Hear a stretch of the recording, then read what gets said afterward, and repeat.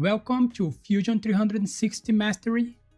Today we're kicking off something big, a brand new series where we will build a complete V6 car engine from scratch, right here in Autodesk Fusion.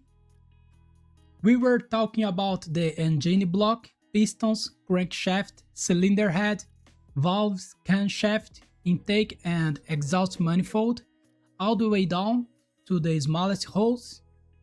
Every single part modeled step by step so you can follow along and build the whole thing yourself. This is going to be a 16-part series and it is one of the most complete and ambitious build we ever done in this channel. So make sure you are subscribed and turn on the notifications because the part 1 where you model the engine block drops tomorrow. Let's get started and see you in the next videos. Bye bye.